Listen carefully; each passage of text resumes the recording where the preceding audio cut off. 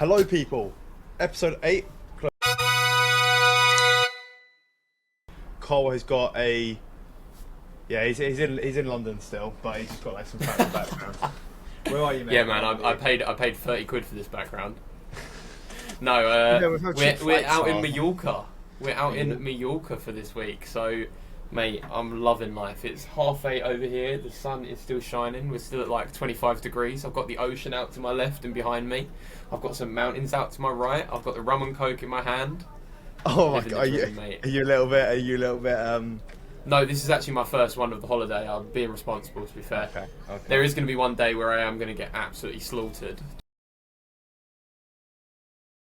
Just to see how many drinks it takes, but I'm doing alright. I'm sure you saw. No, you didn't see because you're not on Snapchat anymore, are you? So No. I was in the gym this morning.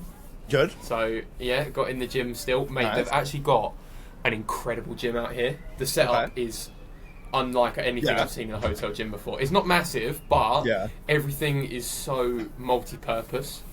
So they've In got. what way? Is it one of those? Whenever I think of multi-purpose, No. I think you're like you never really shit your No, but like a good one. So, first of all, they've got a hack squat. Wait, no, hang on. Is it a hack squat leg press? No, it's a hack squat. It's just a hack squat. I would assume. You know really shitty hack squat leg press is where you can move. So it's a leg press, and then you flap over a thing. It turns into a hack squat. Oh no! It's a dedicated hack squat. Like it's got the shoulder pads. Nice. That mate is unreal. Not that I'm going to be hitting any legs while I'm I was going to say I don't think all we're you doing can is handle that. we're trying to look bolo. Good. But it's got a dual axis Smith press. Okay. Which I can't say I've ever seen in any gym I've gone to. So like it's got obviously it comes up and down on the bar like any Smith machine, but then it goes backwards and forwards as well. Oh, it's one of those shit. Oh yeah. Yeah, is that shit? I have. No, but the thing is though, but what's the difference between a normal barbell then? No, I get what you're saying, but I just think it's a really unique piece of equipment for David especially a holiday gym used to have it. But like David Lloyd Chigwell used to have it. I think I got rid of it last time. I used to have it, but I just didn't understand it. Yeah, I mean, I guess it still holds. A bird that just flew behind you. I guess it still holds more support because you're not wiggling side to side with the bar. Your only sort of rotation is through forward and back. So I guess it's still a little bit more supported. Yeah, that's a good point. But yeah, I thought that was really interesting. What else? What did you train when you trained this morning? I trained arms. Yeah, nice. I did train arms. So I had to go for the pump, and it was diabolical. I did have a good session. Good. Because I think obviously the breakfast out here, like all of the food out here, is just carbs to the maximum. So it's all like donuts and pastries. Are you in like? No. Like it's an all inclusive, but it's like so at lunchtime before I went to the gym, I had. What did I have? I had steamed potatoes with like a garlic sauce, pizza bread. Thing. Yeah, okay, yeah. Yeah, pizza bread. I had a little bit of like mushroom pasta. I had mystery meat, but they just called it kebab. It was quite nice. It was just like shredded meat. Sometimes it's just go kebab. Yeah, it was literally just called kebab. Means it's lamb. Yeah, but no, it was really good, and the pump was pretty good. So yeah, I'm feeling good. You're gonna start seeing like sweat like dripping down me in a second. Are you proper hot? It's hot. I think it's hotter. I bet you it's hotter in England right now than it is in Mallorca. It's probably hotter and it's probably more humid. Mate, I'm feeling incredible out here. Being able to just jump in the pool. That must be so mate. Good. And the pool out here as well. It's controversial opinion. It's not a heated pool, and I prefer that. Yeah, 'cause it's colder. Yeah, exactly. So it's like, but like it's not like a cold plunge or anything like that. But you're not just jumping in. Like you're jumping in. You're cooling off when you're getting back out, right?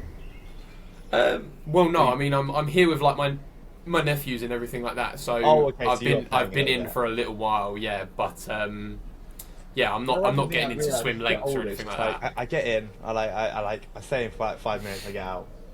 Have a little paddle. Do you remember the days when it's like when you were a kid and you'd just be in there for like how long, like all day? Yeah, no. To be fair, it's nice. This is the first time I've been away with like my family, including my nephews, and it's quite nice to be on the other end of I've never been away it. with my family.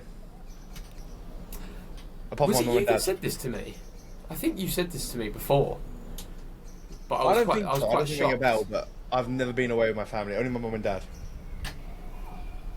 No, and my Is that cousins. not One. your family? Yeah, no, but we're talking about like immediate No, family. but yeah, this is still my immediate family. I'm still here with my mum, my dad, my 2 sisters, and my nephews. Your 2 sisters? Yeah, I forgot about that. So it's still not immediate That's a good family. point. I think it's because I've got such a small family. It doesn't feel like it. 'Cause Yeah, it's yeah, me, yeah. mum and dad. Like it's Yeah. just us. We're just vibing. We're just Fair chilling. No, that's But yeah, no. So and obviously because it was warm weather, I was sweating out of the gym. Yeah. So Good like, a pump. little bit of a glistening Yeah. pump. Yeah. I don't know if you'll be able to see it on the camera, but I am starting to brown off a little bit. No, that's not brown. That's just burnt. No, it's not. I swear on my That life, was it's not. the Wait. reddest thing I've ever seen in my entire life. No. I bet. Look, the picture. It won't do it justice on the camera here, but like, I actually look like proper light brown. I look like golden. Trust the process, man. Trust That the looked process. really red, brother.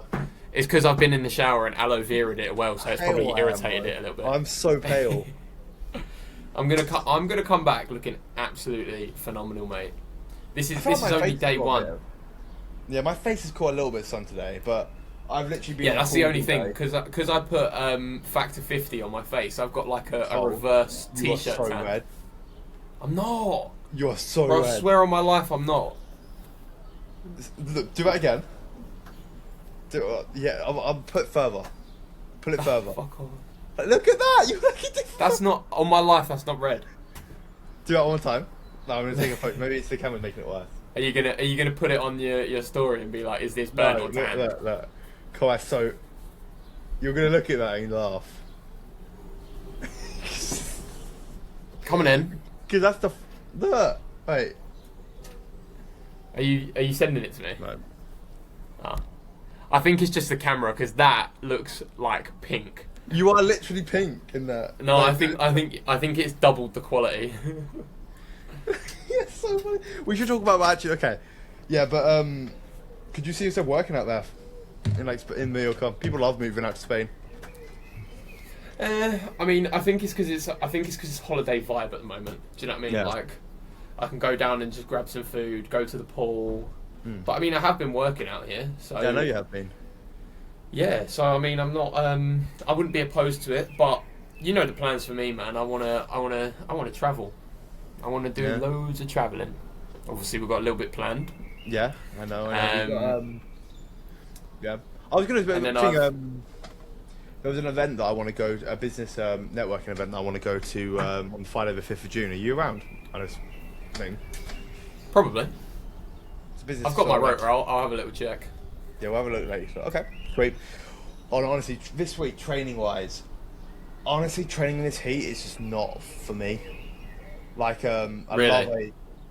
You looking at the photo I sent? No, I'm trying to find my rotor now. No, it don't matter right now. Yeah, it don't matter right now. It don't matter right now. But oh my god, the training is here. I cannot do it. What was it? Legs on Saturday. Yesterday. Oh, my legs are so sore this morning. Like, so. Really? So I tried something. Okay. So what I did is normally realistically on any of my quad days I put my heavy quad movements at the end of the workout, and I still have some sort of knee issues because I go quite heavy. Yeah. It makes it manageable because I have a whole session to sort of warm up. Yeah. However, of course. what I did yesterday was I did the leg press last. I always do my leg press first, and I did it last. And because effectively all I did was hamstrings and glutes first, I cooked my hamstrings and glutes. The heaviest I've got on the hip fast, like it was a really good session. And then on the leg press, I just absolutely just went ham. And my knees were great. I was like, I've had perfectly good knees again. And It's actually funny you mentioned that. Yeah, my knees are feeling like top shape. I don't know if the heat maybe relaxes the muscles and the ligaments around it. And also, what I ended up doing is, what I find with myself is I'm really good at pushing myself for the top set and going to failure. Yeah. But I find that I pussy out a little bit more on the back down sets, because the back down sets, I believe, should be the harder sets, because you're doing more reps and you need to control that sort of like form more. Because just because it's a back down set doesn't mean you have to go light. Like, you still have to make it as heavy as possible, but you just have to go to like realistically 10 to 15 sort of reps. And well, that's my sort of like philosophy with back down sets. And I got Marwayne, one of the guys from the gym, to spot me, and I haven't made that much noise in the gym in a while. That sounds actually really sexual. Marwayne, he's a man. But yeah, no, honestly, oh my god, my quads are today. It's good. Summary of the story. I think training with putting your quad movements at the end of a workout are never going to be a negative thing to do. It's honestly like your strength won't even be that negatively affected. Really? Fair enough. What do you believe about that? So for me, when I'm... Oh, mate, can you see the sunset starting to come? I can see the sunset. Sorry. That's going to be wonderful. But yeah, so for me, I've always had...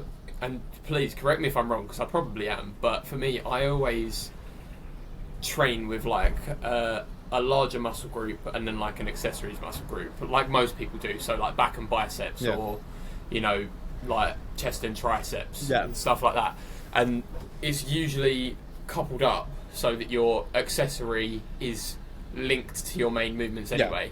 Cool. Do you know what I mean? So like in your bench press, if your chest is starting to get weak, your triceps are going to jump in and help out a little bit. And that's where your form sort of starts to break down. So for me, with stuff like that, I usually train my accessory movements first. Okay. So that they're really burnt out, so that there is nothing helping. So I know that if I'm working my chest after my triceps aren't going to get in and try and help out my chest. But I feel like a lot of people do that the other way, where you should be burning out your big muscle so that it doesn't help out with your accessory movement. I feel like I'm going to be really counter, like what I've just literally just said there. Is like I feel like that that works with your legs purely because it's less like, if you were to train your triceps first before any sort of chest movements, yes, you may be able to act. Yeah, but you're right. It's like this is something that's just not. That's a really good point. But like, I think it just depends on what people prefer. Do you know what I mean? Because for me, it's like a lot of my movement. I would never train my triceps first before doing like pressing. Because I know, people look at me so strange when I walk over from the tricep push down straight over to the bench press, because it's just so backwards. Because you're losing reps. You're making yourself get shiny. You're making yourself sort of weaker, and you're going to get less reps. But for me, I think it's more the idea for me with obviously the MMA training and everything like that. It's more endurance style training. I know obviously we spoke about the anywhere between 6 to 30 reps is hypertrophy, and then outside of that is where you're looking at endurance. But on my accessories movement, I don't always feel that I'm moving to failure, because I'm not doing it to get the most hypertrophy out of it possible. I feel like I'm more doing it to get a real solid burn through that muscle, because it's more of a mindset thing for me. Like when I'm obviously fighting and holding my arms up, I'm going to start to feel that burn, and I need to be able to move through that burn. And the extra muscle isn't going to be able to help that per se. How does that benefit as fighting? Much as what? How does that sort of training? Because I know that that's a very common thing to do. I'm not disputing that, but how does like actually training for more, say 30 plus in that endurance thing, how does that help? Because with fighting, like, I know it's really cliche and really cringe to sort of take someone's close up, take someone else's quote and that, but like Conor McGregor said, precision beats power and timing beats speed. Do you know what I mean? So for me, especially personally, like I know a lot of other people train like it as well, but for me personally, I don't care as much about my power output as long as I can. It's the same thing for you with form. If I can keep my technique perfect from the start of the fight to the finish of the fight, and the person that I'm fighting is going all out and their arms are getting tired and they can't throw punches anymore, I know that I'm going to land something stupidly clean in the last round and knock them out. So the endurance style training and the mindset of being able to ignore the burn through your triceps, through your shoulders, means that I can keep my technique and I can keep my form. Because you'll see very often in fights, if it goes to the later distance, that's where someone will start to pull away. One, because of their cardio, and two, because of the neatness of their technique. So say you get to round 5 and you've got someone who's feeling fresh, you know, their shoulders might be burning a bit, but they can still keep it up nice and tight, and they can keep their defence sound. And you might have someone who trains for a lot more power and is really punching heavy, but they're feeling really tired, so their hands are down here. Who's going to land that punch first? The person whose hands are by their chest, or the person whose hands are still tight and defensive right at temples? Yeah. Okay. So endurance training in fighting is probably more essential than power training, speed training, because if I can be precise enough with one punch and have the technique behind it, it's going to be a lot more effective than someone who can punch you really hard 10 times on the gloves. Okay. You know, so interesting. That's my sort of thing with that. That is really interesting, actually. I have a story to tell you. Wait, hang on. I'm just sorting my camera out. This is annoying me about the how close this is. The close-up. Shall I match it? No, but that's asking. That should be our thumbnail. But yeah, so I thought I was getting. Oh my god, my phone isn't on silent. I'm sorry. Don't kill me. Is that your female? Yeah, I'm doing that now. That's not my female. No, it's not my female. But yeah, so I thought I was getting in a fight on the other day. All right, tell me what happened. So I was actually really proud of myself on how I handled myself. So I'm walking to the coffee shop. I'm always when I'm walking to the coffee shop. Obviously, in my bag, I've got my MacBook. I've got all my stuff. Like realistically, I've got like $2,000 worth of shit just in my bag. So I am very aware of the fact that I'm like, okay, I got to be a little bit careful here. We're walking to the coffee shop, sort of thing. And I'm walking on the main street now, like coming down the road. And I can feel that I know there's a guy walking behind me. I just saw it my periphery. I didn't look at him or anything. I just feel there was a guy walking behind me. And I was just aware of it. I wasn't really thinking much of it. I didn't turn around. And it was annoying me a little bit because it was like, he wasn't like, I think he was matching my sort of pace. So I could feel that he was staying behind me. Now I'm getting really hyper aware of the fact that I've got a guy like behind me. Nearby sort of you, Just carry on walking, just normal sort of thing. And then at this point, I can hear he's really close behind me. He's just walking, and I'm thinking, okay, he's probably going to overtake me or something now, sort of thing. But I've just got my AirPods in, just sort of like just vibing, just walking. Even though I know this guy's close behind me, I'm still not that sort of panicked, but I'm aware. And then all of a sudden, I feel this tug on my bag. Okay, so he's grabbed my bag, has pulled me back, and because I was aware, I turned around, grabbed his t-shirt, and pulled my arm back. And then this guy has just gone like that, and it's an old friend of mine I haven't seen in ages. But do you know what's the more awkward part was? So I obviously just like I haven't seen him in a while, so I didn't like. I recognize it took me about a split second to recognize. So I go to punch him, and then I realise who it is, and I open my hand up. So like, I think, and then I open my hand up, and then I literally just did this to him. I was so awkward because literally, I mean, like, but oh my god. Like, I literally, my eyes, because he was just playing with me. He just was making a joke. Like, he'd sneak up behind me and grab my bag. Oh my god. Yeah, but that would have fucked me up. At the same time, though, like, I don't know what come into me. What come in? I literally just, because I was so aware that he was behind me, I just like, I turned around and I grabbed his top. Yeah. I grabbed his top and pulled my arm back. And then he just looked at me like I just put the fear of God in him. And I've never got into a fight before in my life, and I can't believe I reacted that way. Fight or flight, man. I was just walking, but like, I was like, fuck. Like, what? Also, who does that? Like, realistically, when you're seeing a guy walking down the street with his headphones on and a like thing, especially I'm gonna joke maybe with this massive guy maybe if it's like a really close friend of mine, like realistically, like if it was a close friend, I wouldn't have cared. I still would have probably done the same thing. But like, I haven't seen or spoken to this guy in so long, and he just pulled my bag. Yeah, I think because I was so hyper aware of the fact that I had so much shit in there, I just felt contact to my bag, and I just fucking turned around. And...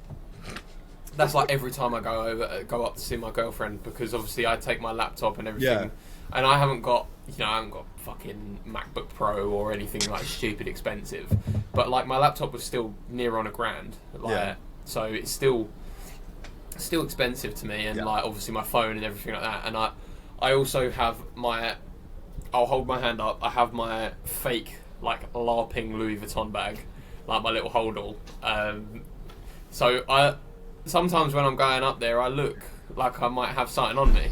It's always terrifying because she's in like not a kind part of London. I won't say where, but I was gonna say where, but that's a good point. So not the best part of London, so I always feel terrified. But then I also know that I'd just beat the fuck out of anyone, so it's alright. Yeah, but the thing is, for me, it's like it's one of those cases where it's like, yes, you can do that, but I do. Even though I probably would have like if I didn't think about it, like my fight or flight was reaction, turn around and put my hand up. But like realistically, if he came front on, like is it really worth it? Like if he has a knife or any shit like that. But the thing is, the thing that I think mentally is, if someone's going to try and steal something off me, and they have a knife, they're going to use that knife. Oh no, I'm only saying if they got the knife out. Oh, but that's what I mean. Like, if someone's got a knife and they're going to threaten you with a knife, they're going to threaten you with it before they take the stuff. Yeah, exactly. They're not going to say to you. They're not going to say to you they've got a knife. Well, they will, but like. So if someone tries to grab my stuff and they don't have anything out already, I'm going to swing for them, because it's not likely that they're going to grab my stuff and then pull out a knife. Yeah. Yeah, no, that's a good point. We should probably stop talking about this. We might get shadow banned on YouTube. No, we won't. Nah, never. Violence and knife talk. But talk about more on the business side of things. So ads are still doing well. 2 people in the last week have come in from the ads, which is cool. Very nice. I early re-signed up with my ads manager, Sean. So good. Yeah, we'll be working with him. Oh, shout out! What Sean. What does that mean? What does that mean? It's how does he manage your ads? He runs as such? all Because my ads. but from my point of view, like obviously, correct me if I'm wrong. Tell me what he makes sure that it goes to the right people who would actually be interested. Right. Because all I see is obviously that it's just a post. Yeah, exactly. So like I send him the link, and then he runs it as an ad. He targets it towards people, right? And he also tells me with those ads, he tells me what to write, like or scripts it. He helps me script it and write it, so that it's optimized. It's my 12K.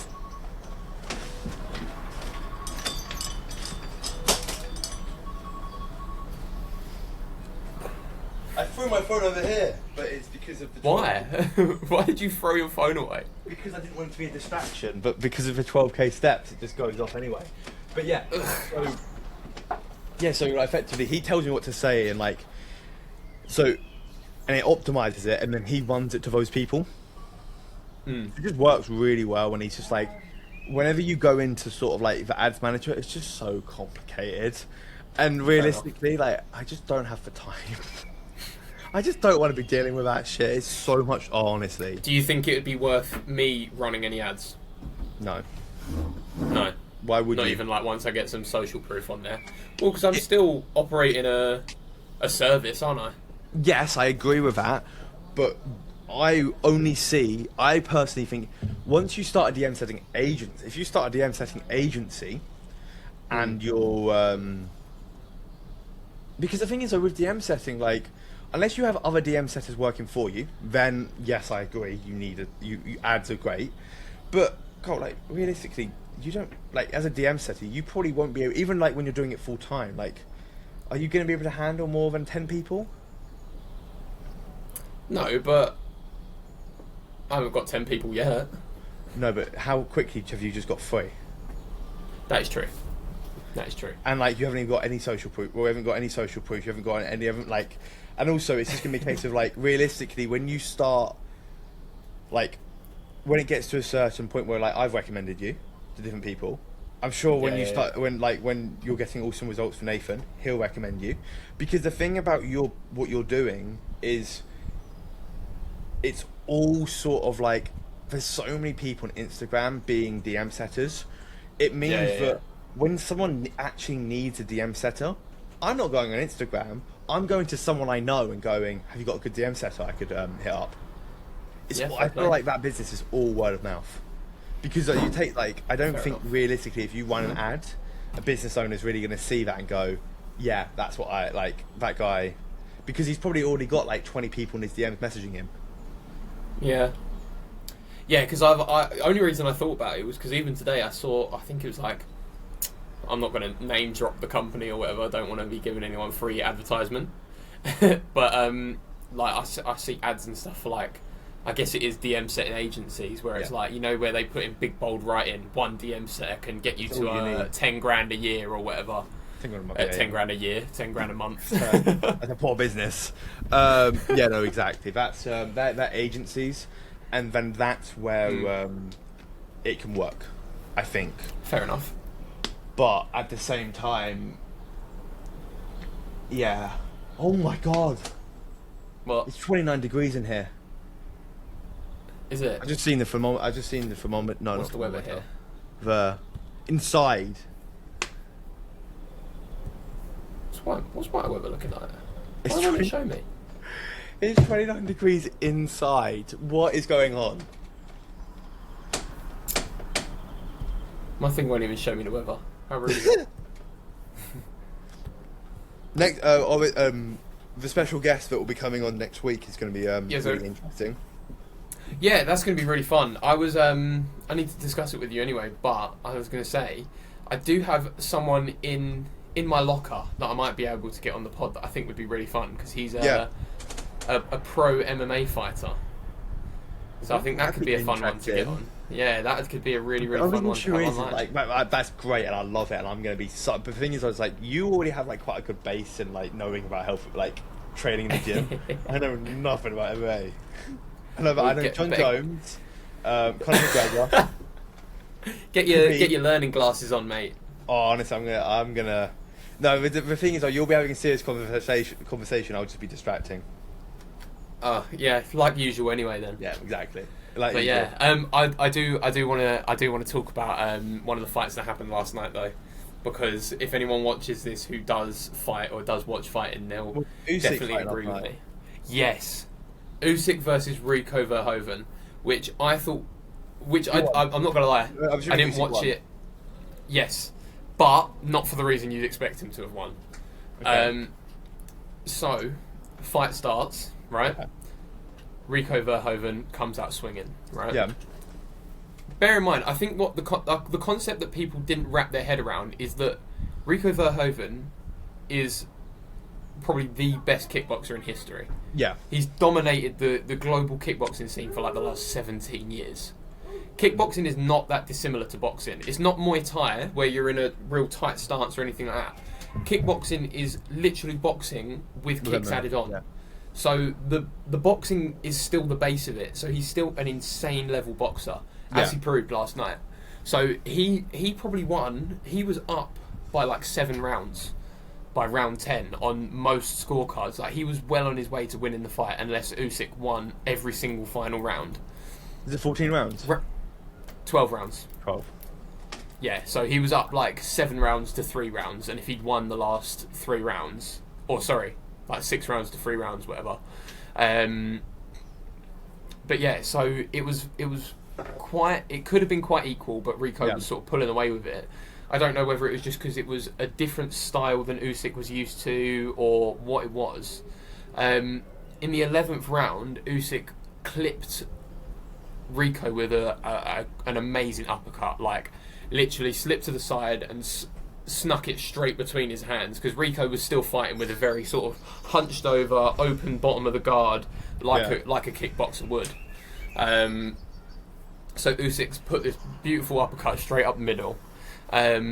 and it's really rocked Rico. Like, he went down into the ropes and everything, got back up, he was all fine. There was a little bit of drama, and this was like the last 10 seconds of the round. So they've gone fight, go, and Rico's immediately gone back to the corner in defence mode, so that he hasn't got to run away and he can literally just shell up. And he was doing that absolutely fine. He was like protecting himself, defending, and he got slammed with another right hand straight through the middle as the bell went. So, you know, end round bell is ding, ding, ding. You know that. Yeah. So it must have literally gone ding, ding as Usyk's thrown this right hand, and this right hand has again wobbled Rico. He didn't go down, but he sort of started to wobble, which is a sign that someone's going to go down, especially when they're against the ropes. You've got a lot of back support against that anyway. The ref has called off the fight, so said, no, this fight's over, Usyk's won, after the bell has rung for the end of the round. Which is really, really bad. Like, because once the bell's rung, both of those fighters then have the opportunity to take a minute in their corner to recover. A minute or 30 seconds. I think it's something like I think it's 30 seconds, but with the timing of getting back to the corner and then coming out of the corner, it totals up to like 50 seconds to a minute or something like that.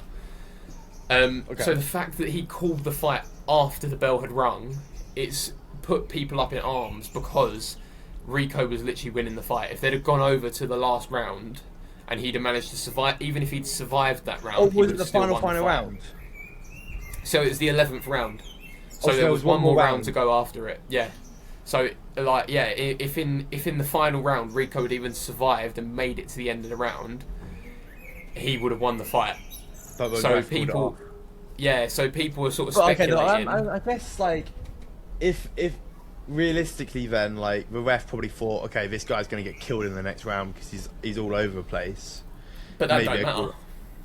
Just if the bell's already rung, they have that opportunity. The team can go back to the corner and call it there if they want. If they think that their fight is that rocked, and if the fighter is that rocked and he comes back out, he's going to get hit and he's going to go down in the first 10 to 20 seconds.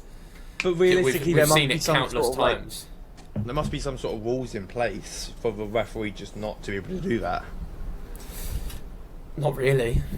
It's fight until you're unfit to fight. So, you know. No, but all I'm saying is the fact that it's like there must be a rule. The fact that as soon as the bell is rung, nothing can get called because. Oh yeah, exactly.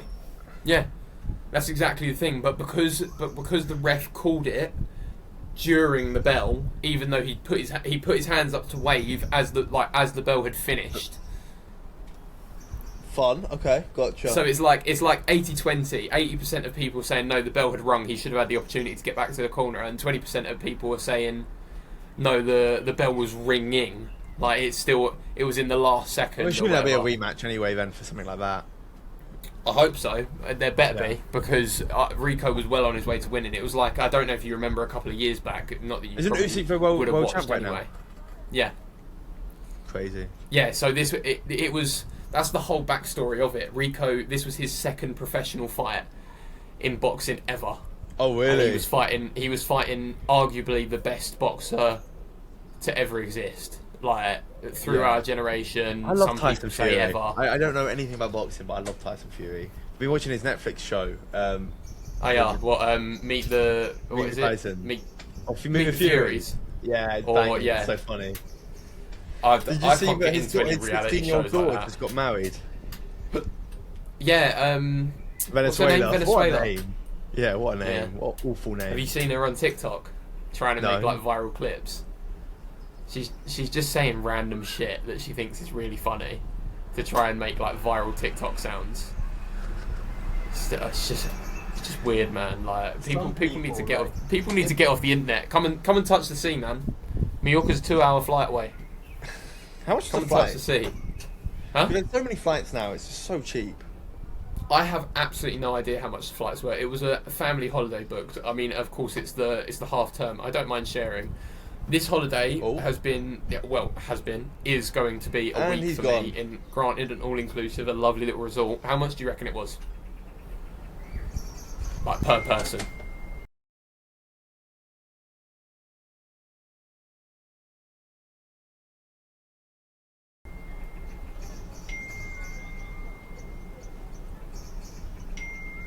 No.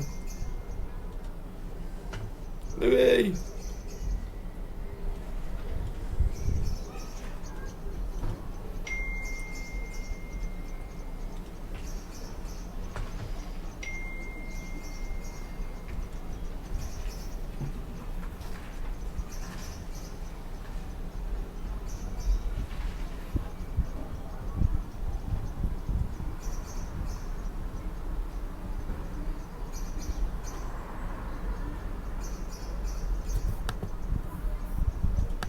Evolve or invest? Aldi edition.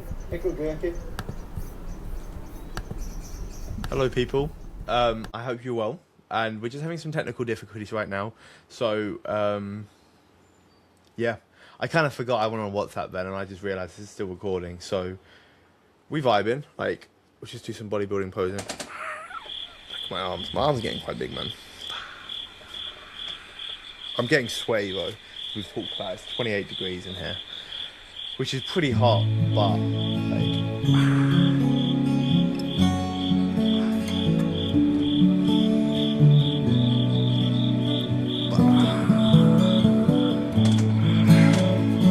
This arm's smaller. This arm is pretty small. This arm's pretty small. We moving, man.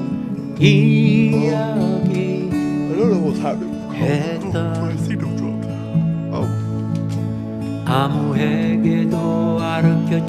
Hello. Yeah, no, I was doing.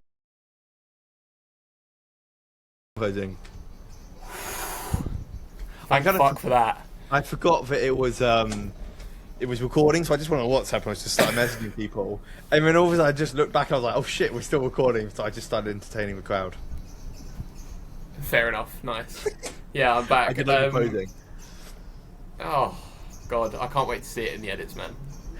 Yeah. We'll, Can you do like a first trap edit of me? No. Oh fuck.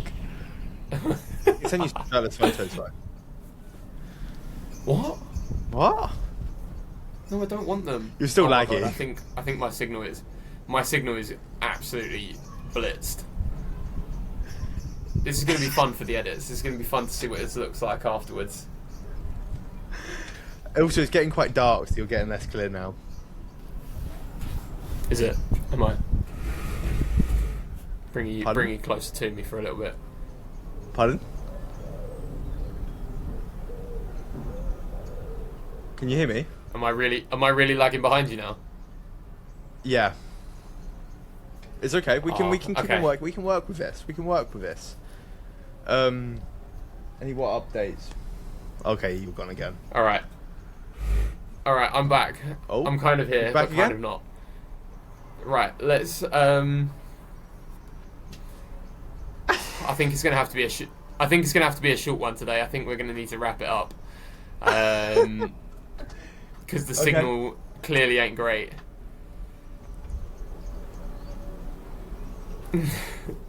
I can't really apologise, guys. I'm just going to keep talking and I hope that it works. Really apologise, guys, for the shortcut podcast. I don't know what's going on with the signal here at the moment. It was fine. We were going strong. But yeah, I mean, look out for episode 9. We're going to have a really fun special guest on. Episode 10 will have MMA file. Hopefully, I'll get to work on that. Yeah, so we've got some fun ones on the horizon, and we will see what we can get to you. Hopefully the files aren't too corrupt for this, and I can still get it out pretty normally. It'll be interesting to see how the lag comes across, because obviously it individually records our cameras. Oh, has it? It might not be connected to my headphones. That's exactly what's happening. It's disconnected from your headphones. It might have just disconnected from everything, but you've gone again. Yeah. So thank you guys for watching, and Louis, I know we're a bit disconnected, but we need to do the signature closing move, the cam slam. So hopefully, okay.